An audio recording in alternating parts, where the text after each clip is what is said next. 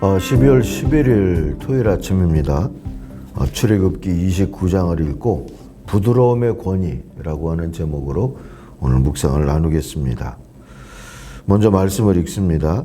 내가 그들에게 나를 섬길 제사장 직분을 위임하여 그들을 거룩하게 할 일은 이러하니 곧 어린 숫소 하나와 흠없는 수양 둘을 택하고 무교병과 기름 섞인 무교 과자와 기름 바른 무교 전병을 모두 고운 밀가루로 만들고 그것들을 한 광주리에 담고 그것을 광주리에 담은 채 그 송아지와 두 양과 함께 가져오라. 너는 아론과 그의 아들들을 회막문으로 데려다가 물로 씻기고 의복을 가져다가 아론에게 속옷과 에봇 받침 겉옷과 에봇을 입히고 흉패를 달고 에봇에 정교하게 짠 띠를 띠게 하고 그의 머리에 관을 씌우고 그 위에 거룩한 패를 더하고 관유를 가져다가 그의 머리에 부어 바르고 그의 아들들을 데려다가 그들에게 속옷을 입히고 아론과 그의 아들들에게 띠를 띠우고 관을 씌워 그들에게 제사장 직분을 맡겨 영원한 규례가 되게 하라. 너는 이같이 아론과 그의 아들들에게 위임하여 거룩하게 할지니라. 너는 수송아지를 회막 앞으로 끌어오고 아론과 그의 아들들은 그 송아지 머리에 안수할지며 너는 회막문 여호와 앞에서 그 송아지를 잡고 그 피를 내 손가락으로 제단 뿔들에 바르고 그 피 전부를 제단 밑에 쏟을지며 내장에 덮인 모든 기름과 간 위에 있는 꺼풀과 두 콩팥과 그 위에 기름을 가져다가 제단 위에 불사르고 그 숫소의 고기와 가죽과 똥을 진 밖에서 불사르라. 이는 속죄제니라. 너는 또 수장 한 마리를 끌어다가 아론과 그의 아들들은 그 수장의 머리 위에 안수할지며 너는 그 숫 양을 잡고 그 피를 가져다가 제단 위에 주위에 뿌리고 그 수장에 각을 뜨고 그 장부와 다리는 씻어 각을 뜬 고기와 그 머리에 함께 두고 그 숫 양 전부를 제단 위에 불사르라. 이는 여호와께 드리는 번제요 이는 향기로운 냄새니 여호와께 드리는 화제니라. 너는 다른 수장을 택하여 아론과 그 아들들은 그 숫 양의 머리 위에 안수할지며 너는 그 숫 양을 잡고 그것의 피를 가져다가 아론의 오른쪽 귓뿌리와 그의 아들들의 오른쪽 귓뿌리에 바르고 그 오른손 엄지와 오른발 엄지에 바르고 그 피를 제단 주위에 뿌리고 제단 위에 피와 관유를 가져다가 아론과 그의 옷과 그의 아들들과 그의 아들들의 옷에 뿌리라. 그와 그의 옷과 그의 아들들과 그의 아들들의 옷이 거룩하리라. 또 너는 그 숫 양의 기름과 기름진 꼬리와 그것의 내장에 덮인 기름과 간 위에 꺼풀과 두 콩팥과 그것들 위에 기름과 오른쪽 넓적 다리를 가지라. 이는 위임식의 숫 양이라. 또 여호와 앞에 있는 무교병 광주리에서 떡 한 개와 기름 바른 과자 한 개와 전병 한 개를 가져다가 그 전부를 아론의 손과 그의 아들들의 손에 주고 그것을 흔들어 여호와 앞에 요제를 삼을지며 너는 그것을 그들의 손에서 가져다가 제단 위에서 번제물을 더하여 불사르라. 이는 여호와 앞에 향기로운 냄새니고 여호와께 드리는 화제니라. 너는 아론의 위임식 숫 양의 가슴을 가져다가 여호와 앞에 흔들어 요제를 삼으라. 이것이 내 분깃이니라. 너는 그 흔든 요제물 곧 아론과 그의 아들들의 위임식 숫 양의 가슴과 넓적다리를 거룩하게 하라. 이는 이스라엘 자손이 아론과 그의 자손에게 돌릴 영원한 분깃이요 거제물이니 곧 이스라엘 자손이 화목제의 제물 중에서 취한 거제물로서 여호와께 드리는 거제물이니라. 아론의 성인은 후에 아론의 아들들에게 돌릴지니 그들이 그것을 입고 기름 부음으로 위임을 받을 것이며 그를 이어 제사장이 되는 아들이 회막에 들어가서 성소에서 섬길 때에는 이레 동안 그것을 입을지니라. 너는 위임식 수장을 가져다가 거룩한 곳에서 그 고기를 삶고 아론과 그의 아들들은 회막문에서 그 숫 양의 고기와 광주리에 있는 떡을 먹을지라.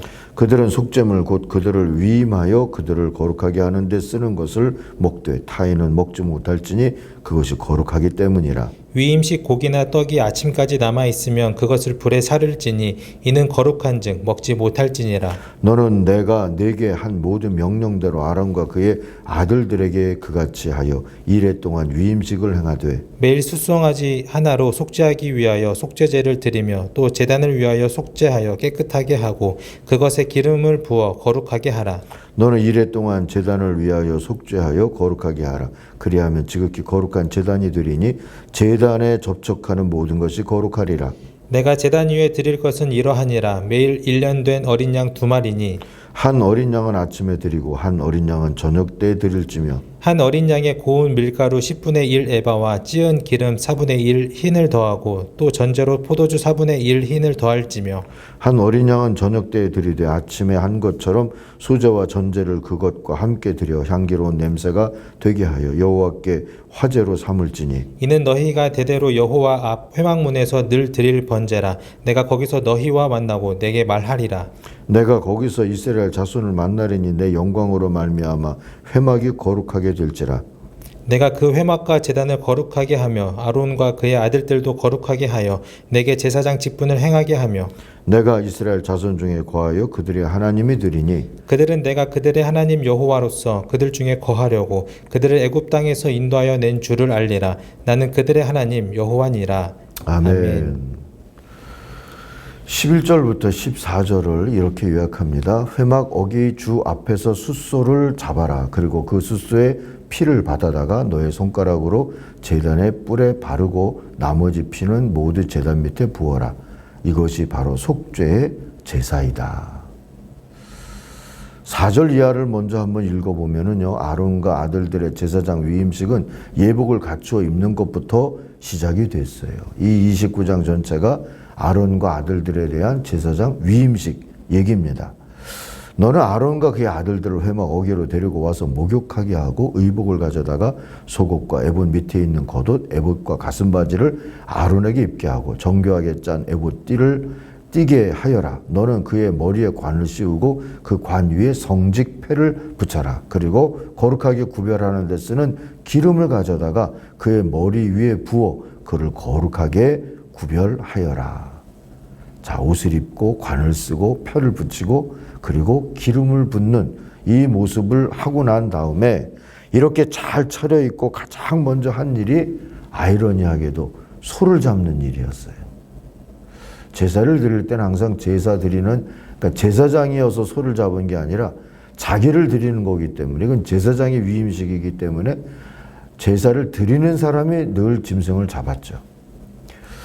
어쨌든 이 소를 잡았어요. 두 가지 의미를 묵상하게 됩니다. 하나는 어제 묵상했던 대로 제사장의 소명감을 느끼면서 하나님 앞에 나아갈 때 그게 내 자격이 아니라 은총과 자비의 부르심이라는 걸 기억하라는 뜻으로 일이하셨다 하는 걸 느끼게 되죠. 10절 이하를 보면 숫소를 회막 앞으로 끌어다가 아론과 그의 아들들이 그 숫소의 머리에 두 손을 얹게 한 다음에 그 다음에 회막 어교에 가서 그 숫소를 잡죠. 그리고 그 숫소의 피를 받아다가 너의 손가락으로 제단의 뿔에 바르고 나머지 피는 모두 제단 밑에 부어라.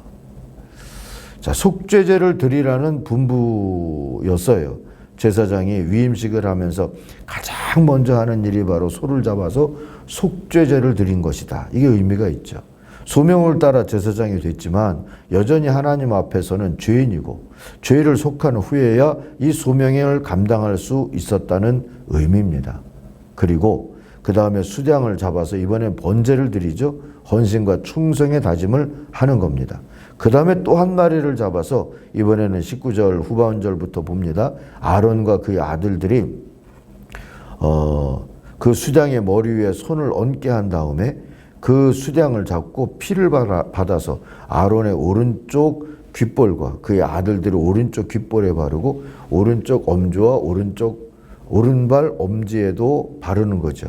그리고 남은 피는 제단 둘레에 뿌렸어요. 21절 보니까 너는 제단 위에 있는 피와 거룩하게 구별하는 기름을 가져다가 아론과 그의 옷 위에 뿌리고 아론의 아들들과 그들의 옷 위에 뿌려라. 그렇게 하면 아론과 그의 옷과 그의 아들들과 그들의 옷이 거룩하게 된다 했습니다. 자, 귓불에 뿌리고 오른손 엄지, 오른발 엄지 이런 의미가 다 뭡니까? 듣는 걸 정결하게 하고 하는 일을 정결하게 하고 그리고 제단 주변에 뿌리죠. 그들의 제사와 사역 그리고 삶을 정결하게 하라 하는 그런 뜻입니다. 이게 위임식이었던 것이지요. 이렇게 해서 스스로가 은혜를 입고 죄를 속해야 쓰임받는 존재라는 걸 기억하는 거고 겸손을 다짐하는 시간이었을 겁니다. 또 다른 하나는 이걸 일주일 동안 계속하면서 깨어 있어야 한다는 것. 그렇게 살아 있어야 한다는 것을 연습하고 또 하나님 앞에서 겸손하게 서는 것이지요. 죽으면 죄다 차고 딱딱해지죠. 그렇게 마르거나 썩어버리고 맙니다. 반면에 살아있다는 것은 따뜻하고 부드럽죠. 삶과 죽음의 이치가 그렇지 않습니까? 그런데 사람을 놓고 보면 세월이 가면서 더욱 부드럽게 변하기도 하지만 더 딱딱하게 굳어지기도 해요. 이는 그저 살아있는 생명 공동체라고 하는 교회라는 공동체도 마찬가지일 때가 있습니다. 여러분은 어느 쪽입니까? 우리 가정이나 교회 또 사회의 역사는 어느 쪽일까요? 굳어지지 않고 살아있는 것이고 살아있어야 새 희망의 봉우리를 터뜨릴 수 있다고 생각하니 이게 정직한 성찰이 필요하지 싶습니다. 사랑하는 아침가족 여러분, 뭐든 굳어지면 재미없습니다. 자칫하면 부러지기나 하고 마는 것이죠. 생명의 역사에서 멀어질 수밖에 없습니다. 아무튼 은혜로 구속받고 은혜로 부름받고 은혜로 쓰임받고 살아온 주제에 스스로 권위와 업적을 내세워서 그 안에 갇힌 채 굳어지지 마십시다. 꼰대가 되지 말자는 얘기입니다.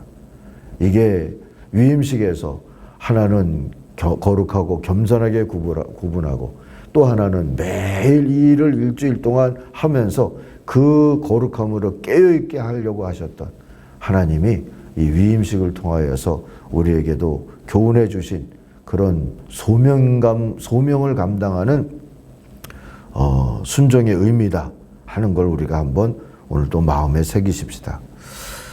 하나님이 제사장의 위임식을 속죄제로 드리게 한 까닭부터가 이 겸손한 생명력을 잃지 말라는 뜻이라는 걸 기억하자는 얘기입니다. 하나님이 기대하는 제사장은 제 이름에 갇힌 딱딱한 권력자가 아니라 하나님을 백성 앞에 드러내고 백성을 하나님 앞에 세우기에 충분한 겸손하고 부드러운 사역자일 테니 말입니다. 대선 지금 운동이 한창이잖아요. 대선 후보들을 위해서도 겸손하도록 기도해 주는 게 우리들의 할 몫이지 싶습니다. 어차피 이제 거인들이 없는 시대죠. 누가 돼도 유권자 표 40%를 가져가기도 버겁지 않을까 여겨집니다. 겸손한 권위라도 있어야지 어설피 큰 사람 흉내내다가는 다 뭐 제대로 감당이나 하겠습니까? 영도자가 필요한 세상이 아니라 비로소 겸손한 정치가가 필요한 때가 됐는데 이런 때에 적합한 리더십들이 세워지기를 바랄 뿐입니다. 그리고 더불어 우리는 하나님 앞에서 그리고 또 주의 몸된 교회라고 하는 공동체 안에서 나는 어떤 모습으로 하나님 앞에 서 있는 걸까를 한 번쯤 돌아보는 이 대강절이 되어지면 우리한테도 의미 있는 시간들이지 싶습니다. 기도하겠습니다. 하나님 아버지, 늘 살아있는 겸손함, 그 모습으로 거룩함을 유지하며 살게 하여 주시옵소서.